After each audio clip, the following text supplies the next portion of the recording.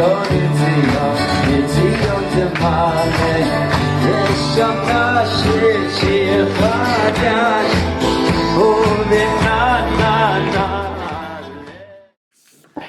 hi everybody. Thank you for coming. And first, let me just announce the dedications. We are praying, as always, for the lasting unity of Am Yisrael, which will lead to victory, and for all of those whose health has been affected by terror. Aliyat Neshamot for Beryl ben Herschel, whose yard site is on the 5th of Teves.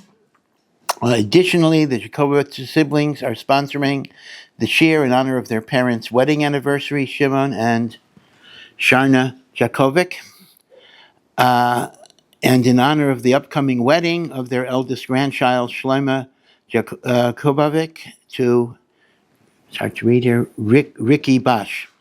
Our parents should have continued Gesund and Hatzlacha, and Birchas Mazel Tov. We also want to express our collective gratitude to YIBONEH and Rabbi Breitowitz for weekly inspiring words of Torah, especially from Boynton Beach, Florida, where our parents live and where the Rav has developed the following. Okay, thank you. Anonymous dedication, protection and nitzachon of all of our soldiers, Briut Shlema for all of Am Yisrael.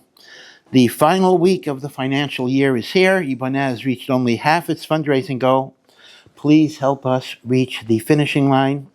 One can partner with YIBONEH and help us continue to help so many people through the Chesed programs, social events, and Torah classes. Special dedications are available in honor and memory of loved ones. More information about how to contribute can be found on the YIBONEH website and in the YouTube description box below.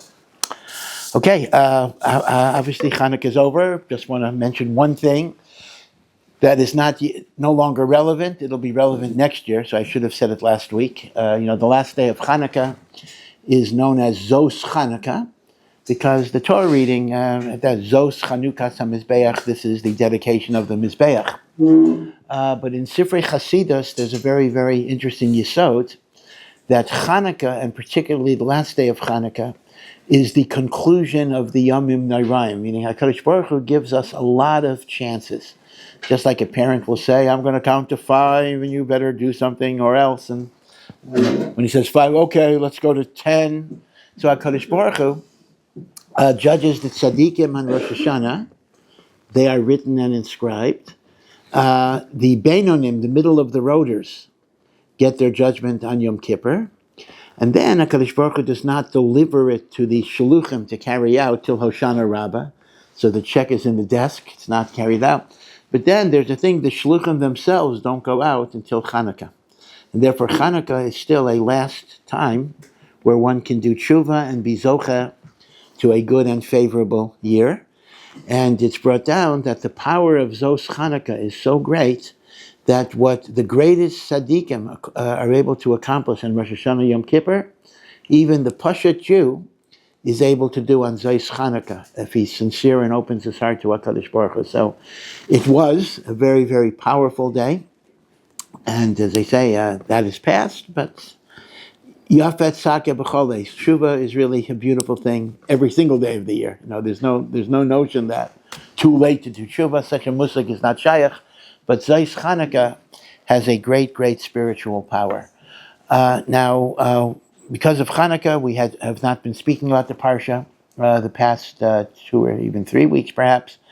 So we have to catch up on a big, long, complicated story, which kind of reaches its climax this week, and that is the whole story of Mechiras Yosef and Yosef's deception, and Yosef eventually revealing himself to the brothers. It is really one of the longest, perhaps it might in fact be the longest story, the longest narrative structure in the Chumash.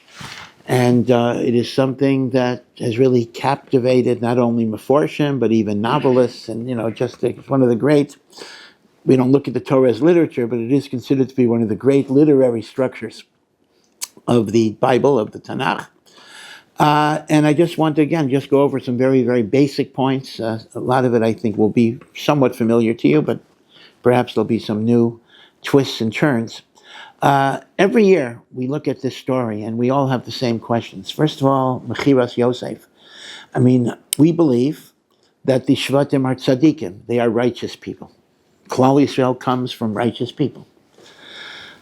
Now, even if they resented Yosef because he told Yaakov Lashon Hara about the brothers, he told Yaakov derogatory things about the brothers, and Yosef is parading around with this special coat of many colors, so one can understand, and he's telling them his dreams. And by the way, I heard the most beautiful two-line encapsulation of the story of Mechiras Yosef. This is so great.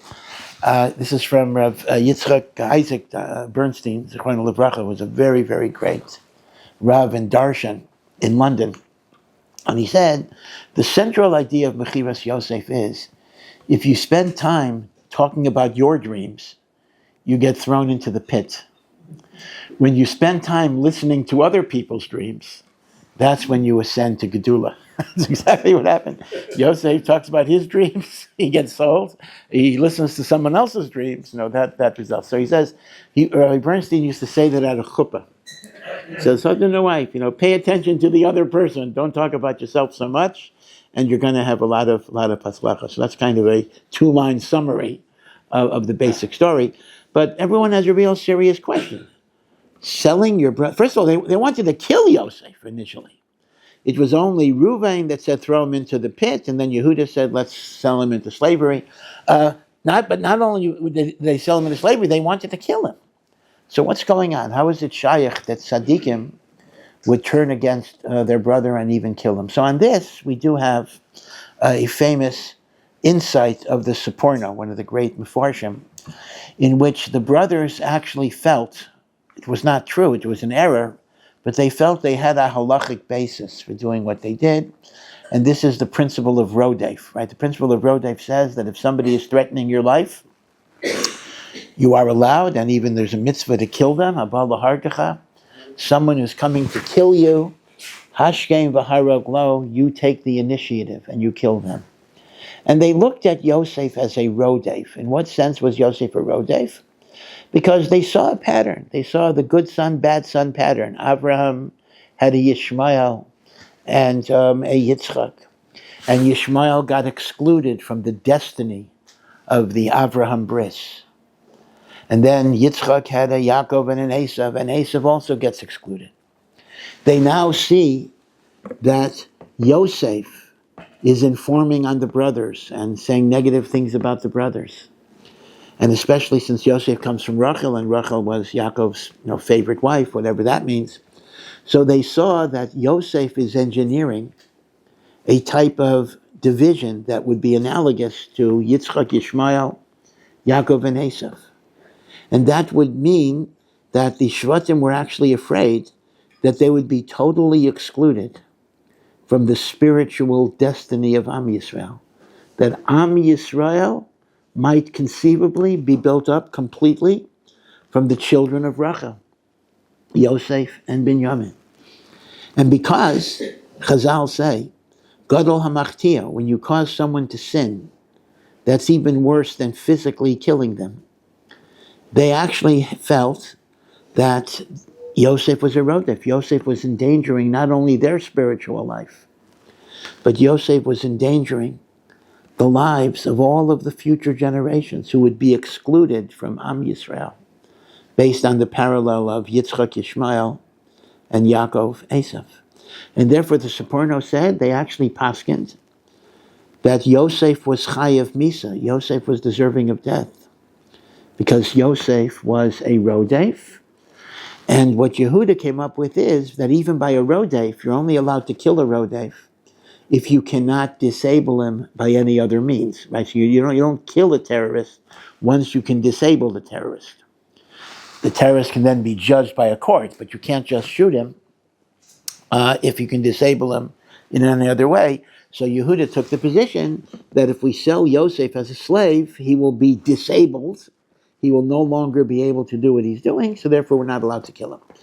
So the Seporno's famous insight is he brings in the law of Rodef as a halachic justification.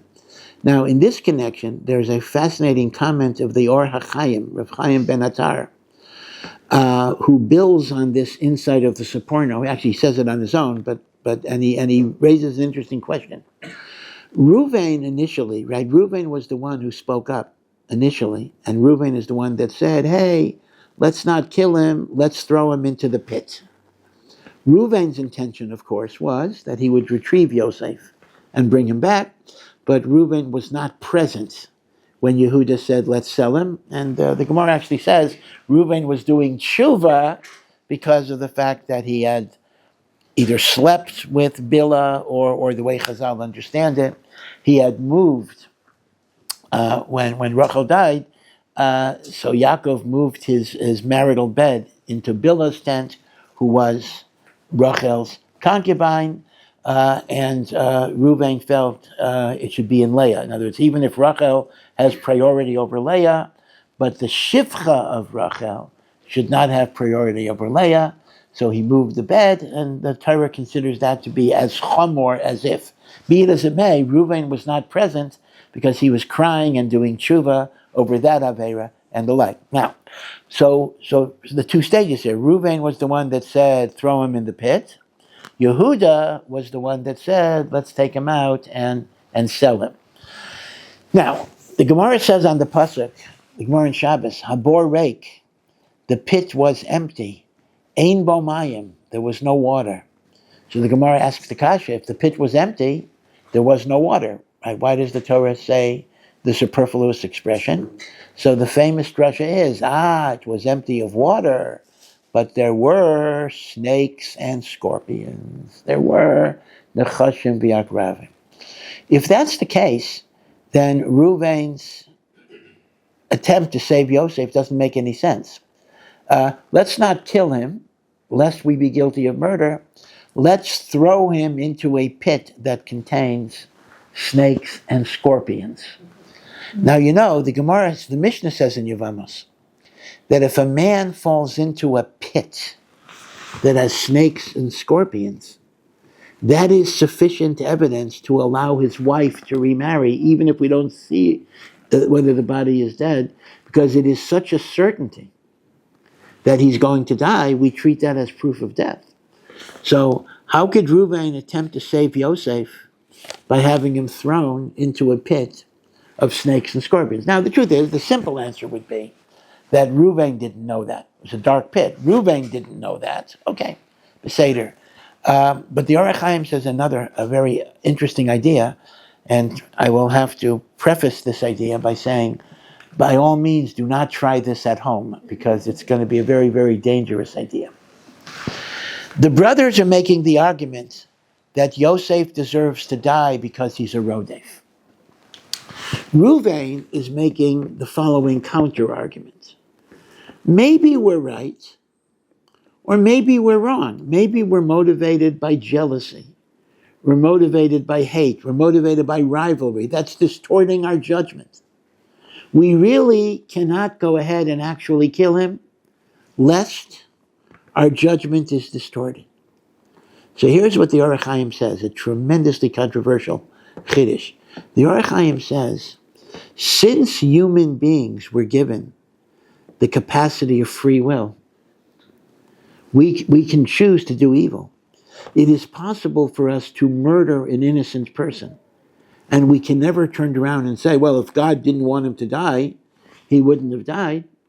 Because Bechira can even override divine will. That is the way God made the world. So if we kill Yosef, that's not a proof that our decision was valid. Because even if our decision was invalid, an evil person can kill an innocent person. But Bechira was only given to people. Bechira was not given to animals. And therefore, an animal cannot inflict harm on a human being unless it is God's will that that person die.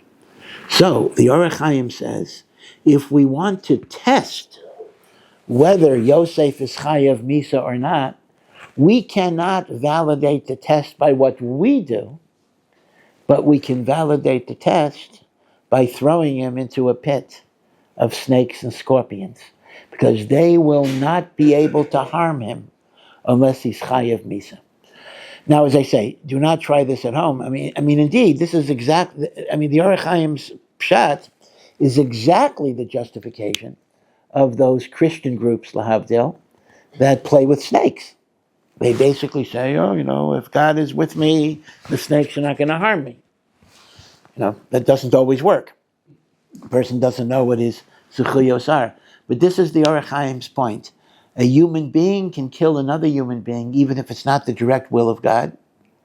An animal cannot kill a human being unless it is the direct will of God. And therefore, Reuven said, the litmus test that would validate our decision is to throw him to the snakes. Now, the amazing thing is that Yosef was not killed by the snakes and scorpions. And still, the brothers didn't change their mind. I mean, the whole test of Reuven was, if he survives, that means he's innocent. Well, he survived and they still sold him. So that just shows you that the power of hate can be so strong that they'll say, well, maybe these are benign scorpions or whatever it is. Can't prove anything that way. Okay, so that's the chiddush of the Orach Chaim. Now again, many people, in fact, people even say that this passage in the Orach Chaim smacks of kefira, it smacks of heresy, because it is suggesting that the kayach of bechira can mean that a result can be perpetrated that is not the will of God. Now, that doesn't mean if someone dies, they're guilty of something, but whatever it is, no one dies unless it's the will of God for whatever the reason. The Orach Chaim is positing that bechira creates a counter force in the universe that can go against God. There are those who actually say that this is apikorsis, etc. But the Orach Chaim, who was a great makubal, etc., certainly has the authority to make this point. Other people reinterpret the Orach Chaim in various ways because it's so radical. But this is what the Orach Chaim says. In fact, there's a whole different approach to things like the Holocaust, things like evil in the world. People say, how could God do this? According to the Orach Chaim, again, this deserves much more time than I'm going to give it tonight. It's not really a question, how could God do this? The power of bechira can go against God, only because God made the world that way. God made the world that human bechira can perpetrate results that are not directly the divine will. And as I say, that's the issue that many find very controversial. Be it as it may, obviously, with all of the halachic justifications that the Seporno gives the brothers, Mechiras Yosef is obviously treated as a very, very severe Avera, whose repercussions are borne by the Jewish people. Ad Hayom Hazeh. Do you remember both on Tisha B'Av and on Yom Kippur? We read the story of the 10 great martyrs, one of which is Rabbi Akiva, who were mercilessly, the greatest rabbis, who were mercilessly murdered by the Romans, tortured and murdered by the Romans.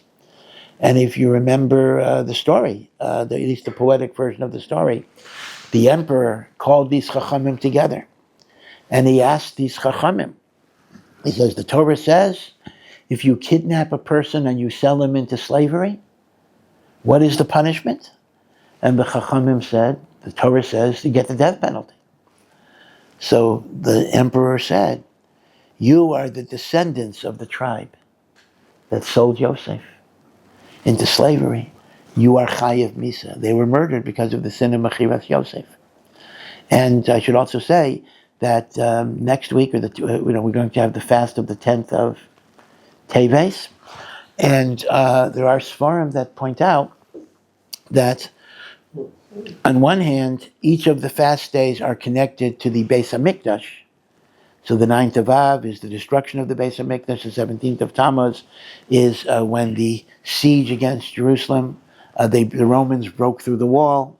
The 10th of Teves is when Nebuchadnezzar began the siege that culminated in the Chorban. So on one hand, they're connected to the temple, but they're also connected to primeval root causes of sin. So the 9th of Av is connected to the Chet of the Meraglim. The 17th of Tammuz is connected to the Chet HaEgel. That's when Moshe broke the tablets. So what is the 10th of Teves connected to in a primeval sense? So in truth, we don't really have any makor in Chazal that directly addresses this. The Gemara in Tainus does tell us, of course, the 9th of Av is Meraglim, and the 17th of Tammuz is Egel, the golden calf. What is Asara B'Teves? So Rav Shlomo Fisher, a great, very, very chashuv Talmud Chacham, posits that perhaps Asara B'Teves was the date of Mechiras Yosef. So essentially, all of the Averos that manifest itself in different stages of the destruction of the temple really have root causes that go way, way, way, way back. Mechiras Yosef, Chet HaEgel, Chet HaMeraglim. Once again, the Chet HaMeraglim is a lack of emunah in Hashem.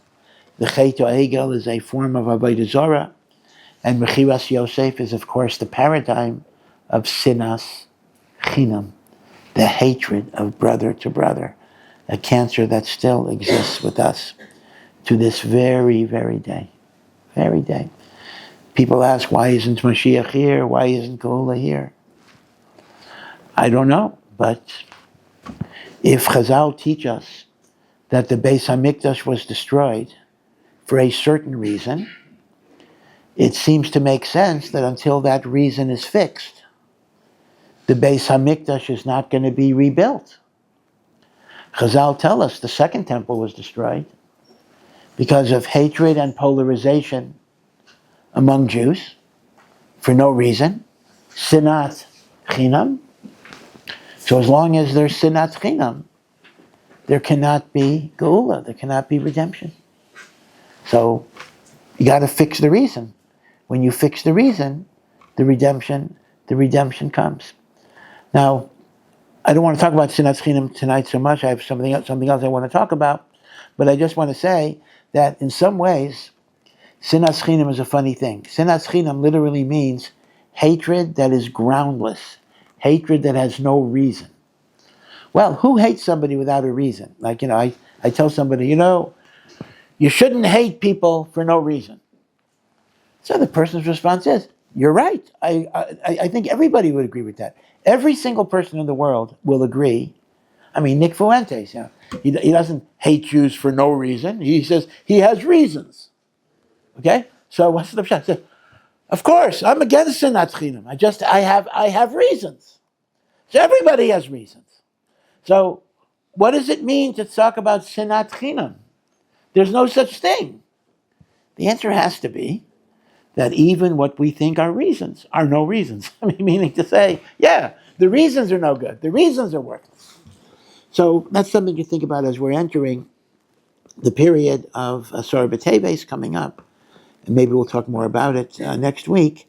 We have to think about Sinat Chinam. And I've said many, many times already, so I hope I'm not boring by repeating it, that if there was any silver lining in the tragedy of October 7, it was that for a brief time, there was tremendous unity in Am Yisrael. Again, if you remember pre-October 7, the country was being torn apart by this controversy over judicial reform.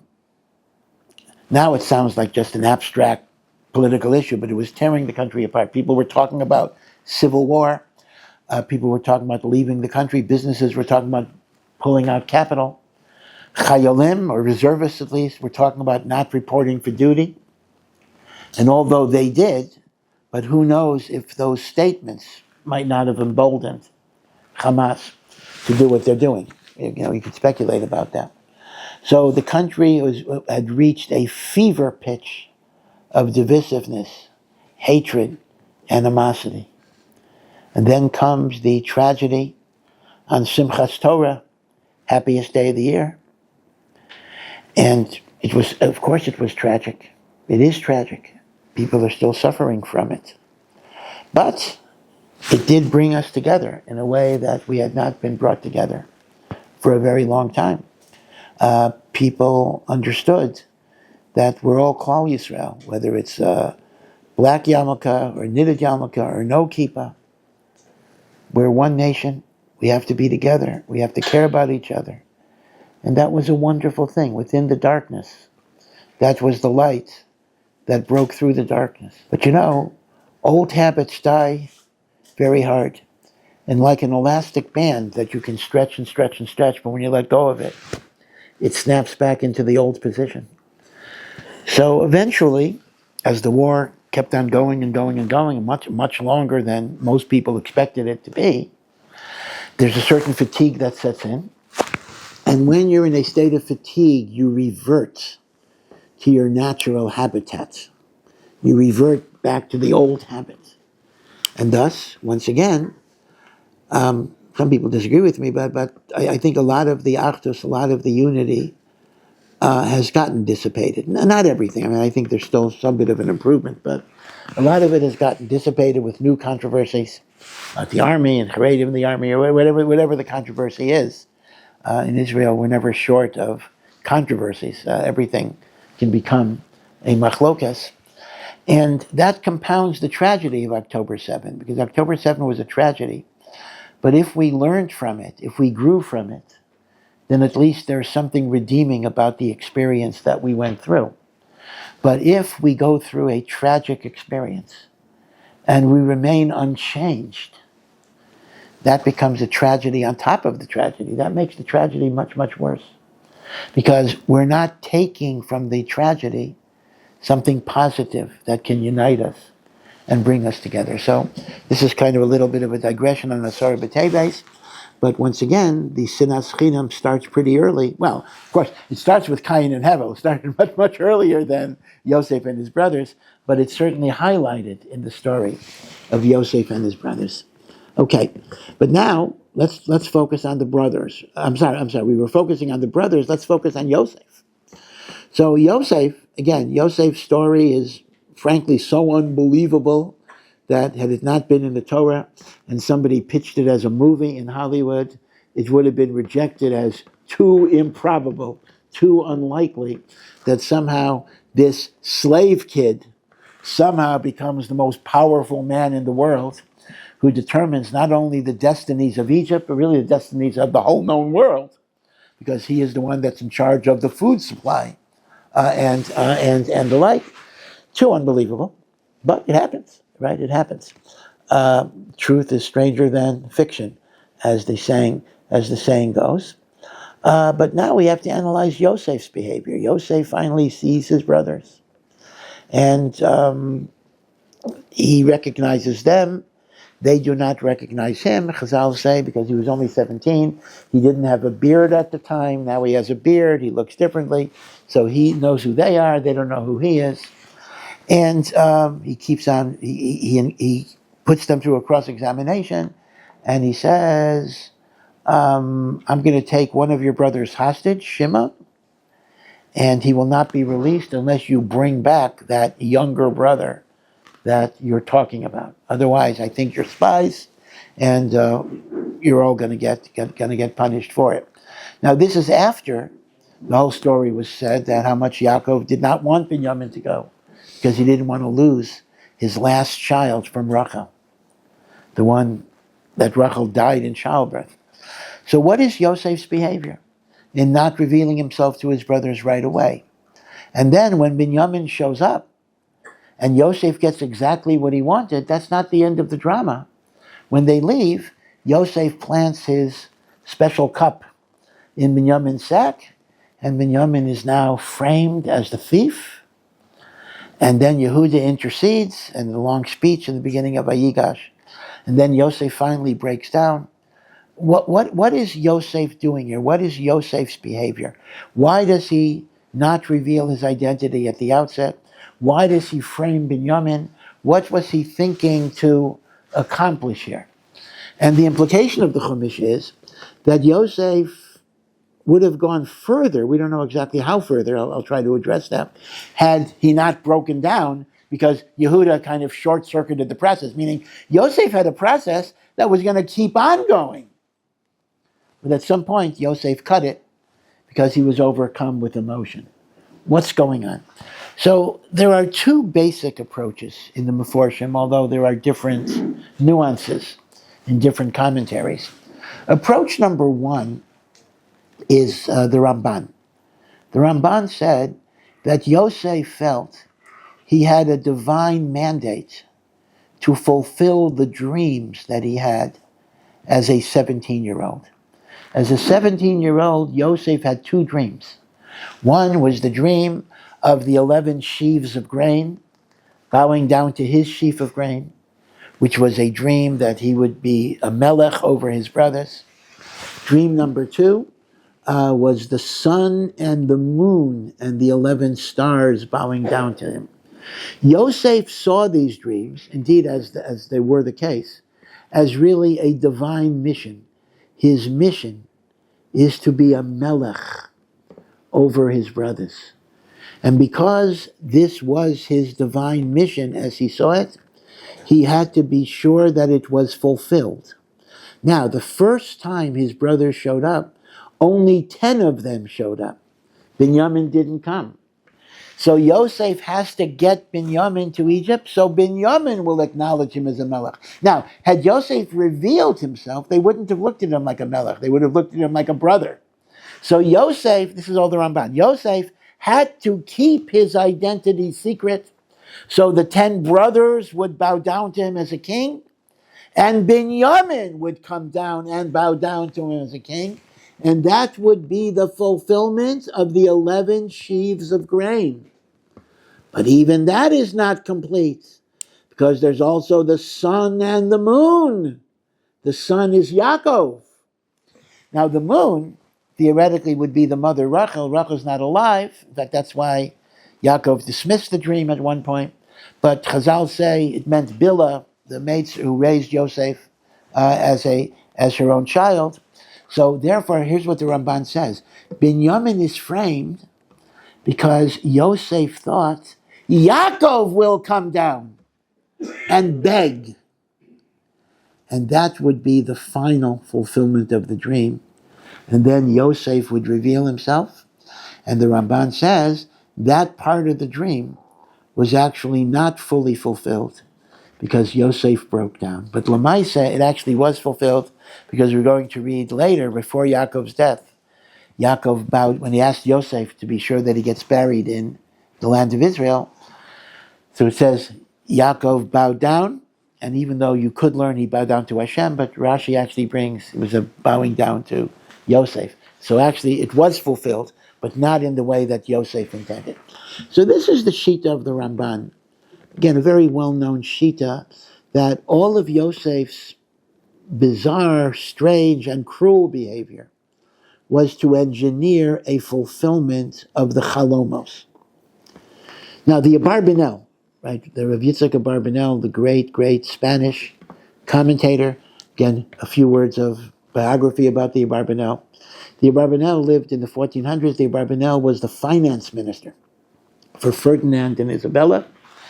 And this was 1492. He actually raised the money for Columbus's expedition to the New World. And this was the time in which Jews were ordered to either convert to Christianity, at least openly, or face death or expulsion.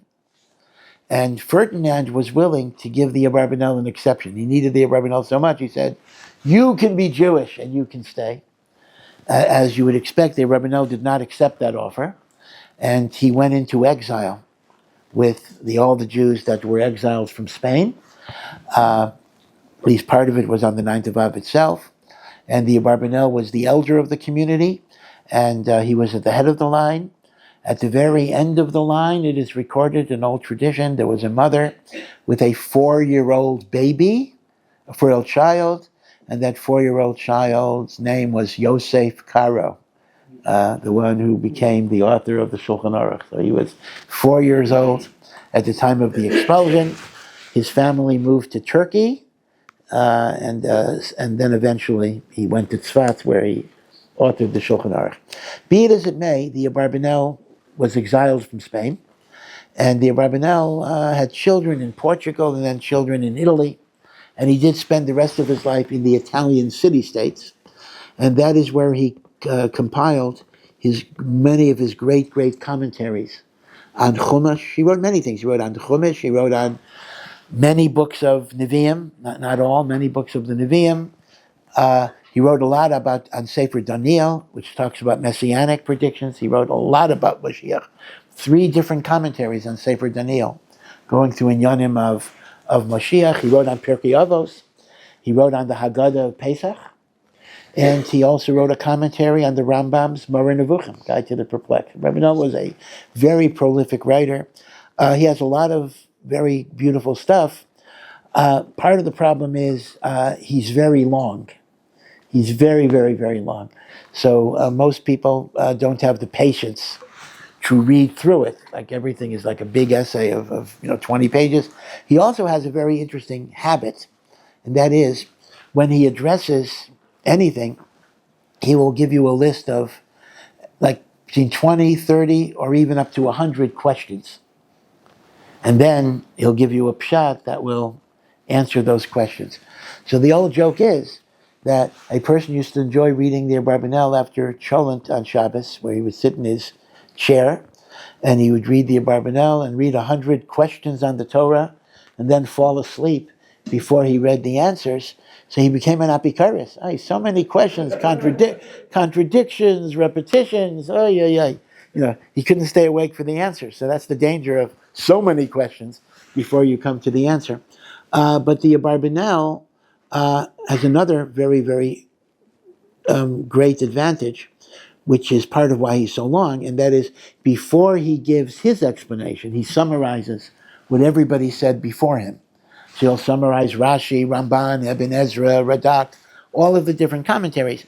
So you can actually get an overview of all of the Meforshim, and the Abarbanel will then ask questions on those different Meforshim and then offer his own explanation. So the Abarbanel in Parshas Vayigash brings the Ramban, and the Abarbanel asks a very simple kasha on the Ramban, and he says, "Listen, do the ends justify the means?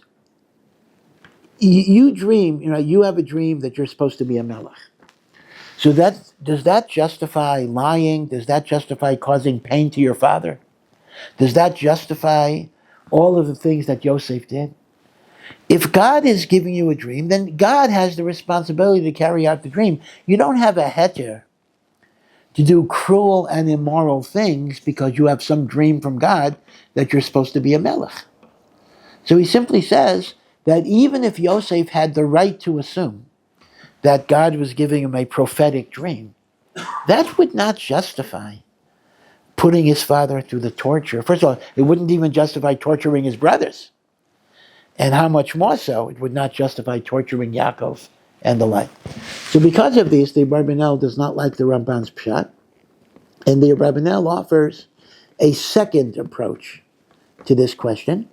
And the second approach is that Yosef wanted to determine that the rivalry and hatred that the children of Leah had against the children of Rachel has been overcome. After all, ultimately, what generated the hatred and jealousy that resulted in Mechiras Yosef was not just Yosef's Lashon Hara and Yosef wearing the Ksonis Pasim, but it was the ultimate seed of rejection that they felt that because Yaakov loved Rachel more than Leah. And the Torah uses extraordinarily strong language, which I think we have to modify, but the Torah uses it. The Torah describes Leah as a hated woman. Now, granted, I don't think we would assume that Yaakov hated Leah. But I think it is accurate to assume that Leah perhaps perceived at various points in her life that she was hated. And certainly the brothers growing up might have had that perception as well. Like you see even in the names that Leah has child after child. You see how much she is hoping and yearning that through the children she's going to get Yaakov's love. Reuven, God has seen my affliction and given me a son. Shimon, God has heard my suffering and given me a son. Levi, now my husband will accompany me, for I have given him 3 sons.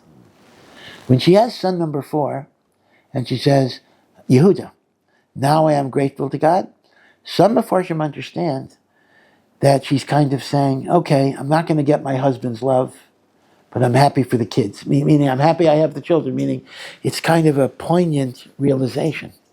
Even though it is fascinating that it's precisely Leah that is buried next to Yaakov for eternity. Interesting thing. So again, I just cannot believe myself that hatred is meant to be taken totally literally. But nevertheless, there was that perception. So the brothers sold Yosef because of the hatred and the rivalry between Leah's children, including the maidservants, and Rachel. Now, Yosef is gone, as far as the brothers are concerned. Who is the only remaining son of Rachel that is in the picture? Binyamin. So Yosef wants to know, have the brothers overcome their hatred? Have they overcome their rivalry? Is their love so great that they are willing to sacrifice for Rachel's last child? So Yosef says, I got to put them to a test. I'm going to demand that they bring Binyamin here, and then I'm going to frame Binyamin, and I will say I'm going to take him as a slave, and let's see the reaction of the brothers. Because if they still have that hatred, they'll say, good riddance, gesundheit. What can you do?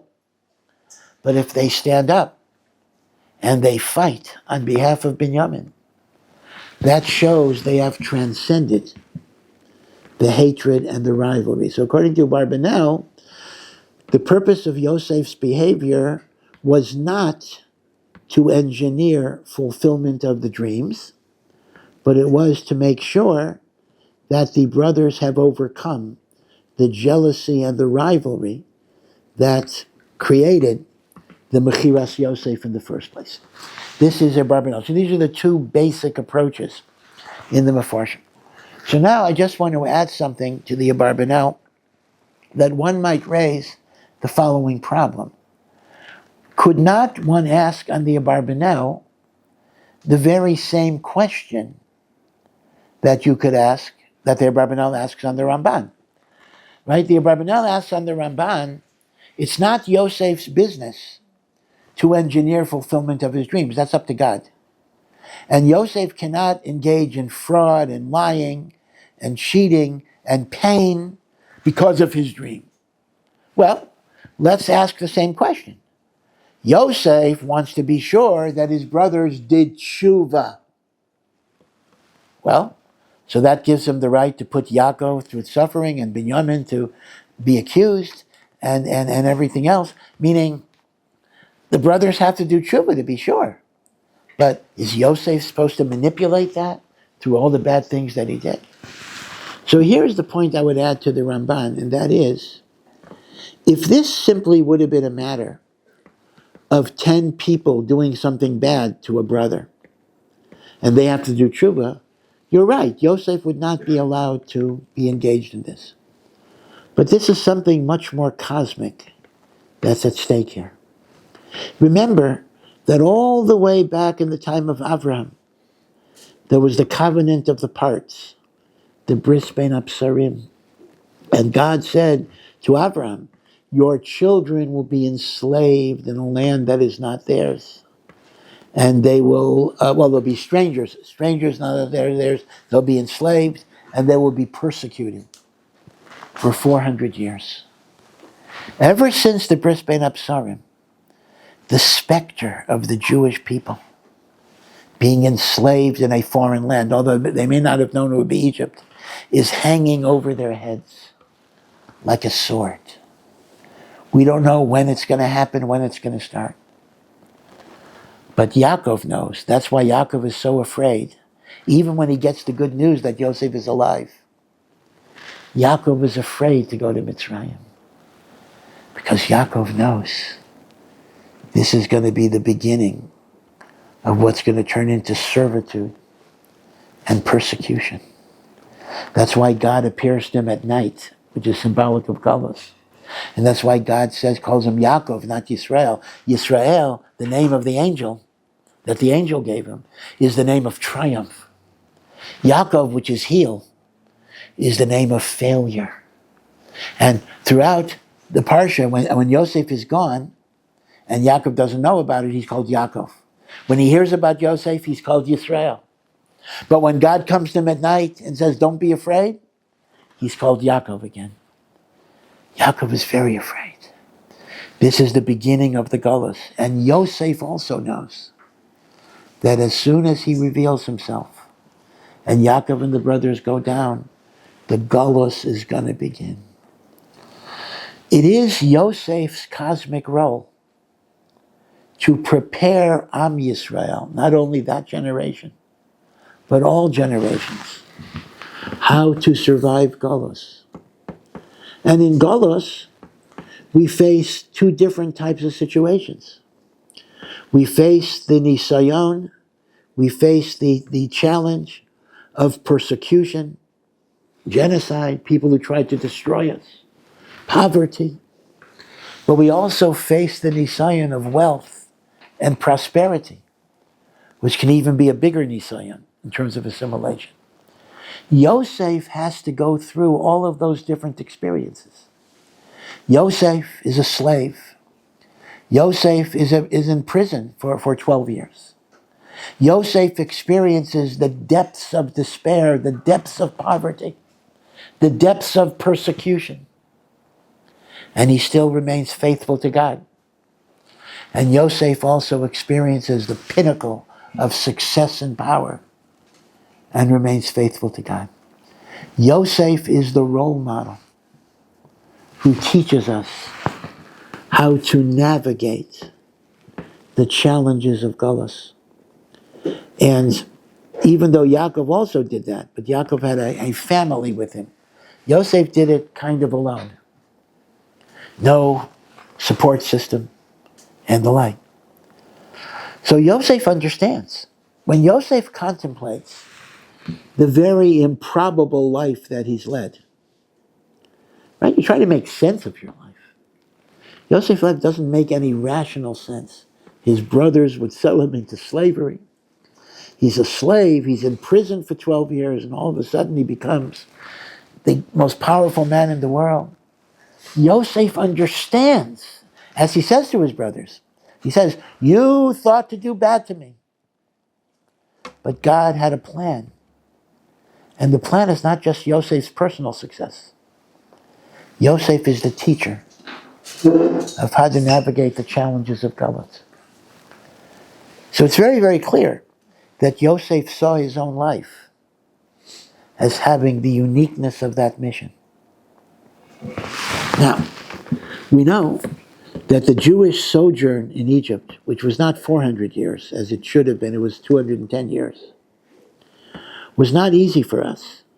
Besides the slavery, we were spiritually very, very low. Most of the Jewish people were idol worshippers, except for the tribe of Levi. Most of the Jewish people did not practice Brit Milah, circumcision, except for the tribe of Levi. 4/5 of the Jews died because they were not worthy to leave. Only 1/5 left, and that 1/5 were the ones who were mainly idol worshippers. I mean, when we say idol worshippers, that 1/5, which means the other ones were much, much worse, whatever that would mean. In many, many ways, we were not deserving of redemption, both because of our spiritual level and because we did not complete the 400 years. Both aspects of it. And yet God had to take us out because we're on the 49th level of impurity and sinking fast. That's the 1/5. Sinking fast. And it is said if you hit level 50, you're irredeemable. So Hashem had to take us out in a rush. Ad kidei kach, that when it says we didn't have time to let our dough rise, and that's why we baked our bread as matzah, not chametz. The Arizal says it doesn't just mean because Paro was kicking us out. It means if we would have waited till our dough had risen into bread, we would have hit level 50 and we would have been irredeemable. We can't even understand that. Meaning, it only takes 9 minutes. It takes 18 minutes for dough to rise. We couldn't have those 18 minutes. We would have hit level 50. And yet, the Gemara says, in spite of the fact that we were so bereft of mitzvot, that we were not worthy of redemption, we had certain zechuyot that enabled redemption. And what the exact list is varies from source to source. But some of the ones that are mentioned is we didn't change our names, we kept our Jewish names. We didn't change our language, we spoke Hebrew. We didn't speak Lashon Hara against each other, etc. We tried to keep distinctively Jewish clothing. And these were the merits that enabled redemption. So let's think about what those merits represented. A guy doesn't keep Shabbos. Guy doesn't keep kosher. Guy doesn't keep any mitzvahs at all. But he wears a Magen David, and he goes by the name Rafi. So he has a distinctively Jewish name, and he wears a distinctive article of Jewish clothing. We might look at such a Jew and say, the guy's not doing anything that's particularly worthwhile. And yet, that is why the 1/5 got redeemed. They were idol worshippers. They were of the Avodah Zarah. But they kept the name Rafi and wore the equivalent of a Magen David. It counted for something. It's not the end point, but it's the beginning point. The sense of being connected to the Jewish people. Achdus, unity. When it says they didn't speak Lashon Hara, it's not because they learned the Chafetz Chaim halacha of the day. They weren't keeping the laws of Lashon Hara. Rather, this was group solidarity. We're in this together. That's why people ask Akasha on this Gemara that they didn't speak Lashon Hara, that we find that when Moshe Rabbeinu killed the Egyptian, so Dasan and Aviram who were fighting, so they said to Moshe, are you going to kill us the way you killed the Egyptian? And Moshe Rabbeinu said, that means they speak Lashon Hara. They spread it. So people ask the question, the Gemara says they don't speak. But the answer is very simple. They're not speaking Lashon Hara. It was a group solidarity for all of those who were suffering as slaves. Moshe Rabbeinu was an outsider. He was growing up in Paro's court. So it's not a from thing. It's not we follow the Chafetz Chaim. Rather, all of these are what you might call ethnic identification, premised on Jewish unity and Avas Yisrael. So now let's swing back to the Abarbanel, and I hope you'll see how all of this fits in. If it is Yosef's divine mission to give us the survival skills of navigating Galus, and Yosef knows, or Yosef foresees, that in the course of the Egyptian exile, we're going to lose all of our religious connection to Hashem. But the only thing that will save us is the unity and the Avas Yisrael of keeping our name and keeping our language and wearing Jewish clothing. Then, Yosef cannot allow the exile to begin until he has determined that there is this capacity of love and unity within his people. Meaning, as I say, if the issue simply would have been that 10 guys did something bad for which they need to do tshuva, then it wouldn't have been Yosef's business to manipulate them that way. But if Yosef is the guardian of the survival skill that we will need to survive the Galus, then we always say Hashem gives you the refuah, gives you the cure before the sickness. Yosef cannot allow, because once he reveals himself, that begins the Galus, because Yaakov is going to come down. Yosef will not give the green light to Galus until he is convinced that the brothers have overcome the hatred and the rivalry which resulted in Bechiras Yosef. Because unless you overcome that hatred and rivalry, you're going to hit level 50. And if you hit level 50, you're going to be irredeemable. Okay, so if we ask the Kasha, is it Yosef's business to make sure that his brothers do tshuva? The answer is, as a bunch of private people, it wouldn't be Yosef's business. But as the seed of Am Yisrael, that will be going through an Egyptian exile, it 100% is Yosef's business. And that is why it is so important that the Galut cannot begin until the seed that will allow us to survive that Galut is in place. That is the care and concern for Am Yisrael. And this is a very important point. The point basically is that redemption starts. It doesn't end. Remember, the purpose of the Exodus, as we'll see, next week and the week after, the purpose of the Exodus is to accept the Torah. Right? So obviously, Jewish unity is not the end of the story, but it absolutely is the beginning of the story. There wouldn't have been a beginning without that unity. We would have been on level 50 had we not have the merit of language and names. And as I indicated, this was not frumkeit, this was group solidarity, as it were. Achdus, Avas Yisrael, as Benjamin Franklin remarked about the American Revolution, and I quote this very often, we all have to hang together or we will surely hang separately. And that's kind of the motto of Jewish history. The newspapers in Israel used to, I don't know if they probably still do, I haven't seen it recently, they used to run a survey of what people regarded as the biggest problems in Israeli society. It's a fairly big list, as you might expect. Obviously, there's some obvious issues, terrorism, war, Iran and the nuclear weapons. Water is an issue in different parts of the country. Sometimes it's the cost of housing. Yerushalayim, right, is a big thing. One time it was the price of butter and cottage cheese. I'm not sure why that would be the biggest problem, but there were people who were concerned about those things. But the number one problem that is identified in every time this poll is given, the number one problem is the lack of unity and the sinas chinam that exists among the Jewish people. And it makes no difference if the respondents are religious, or Haredi, Dati Leumi, or secular.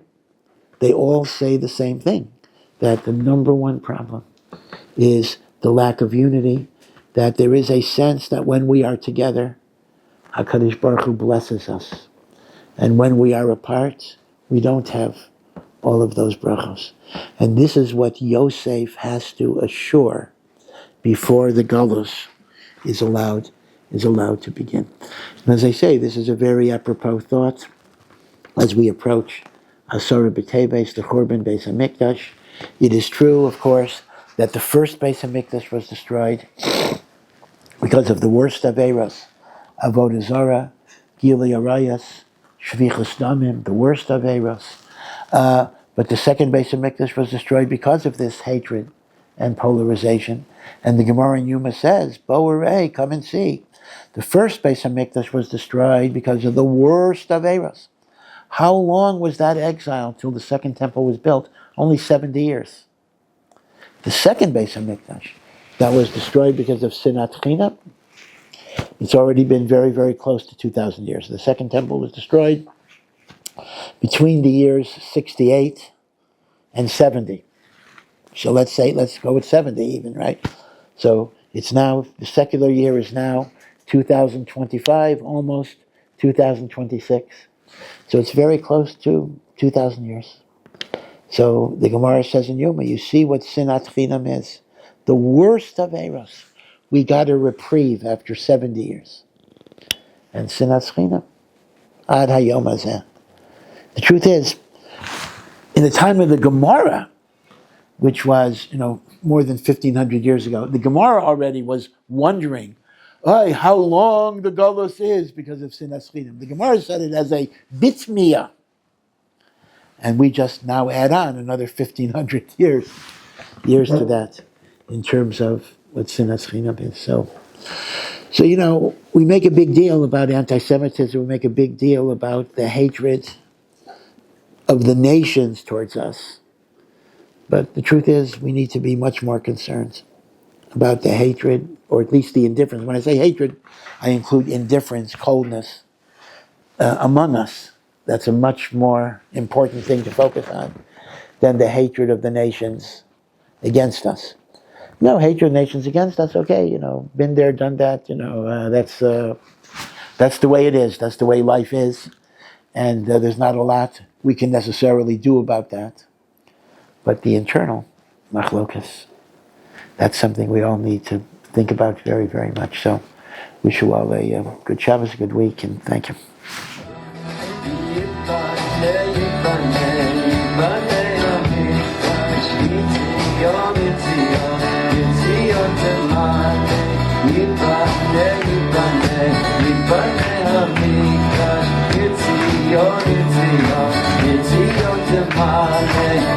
Neshamot shir shir chadash,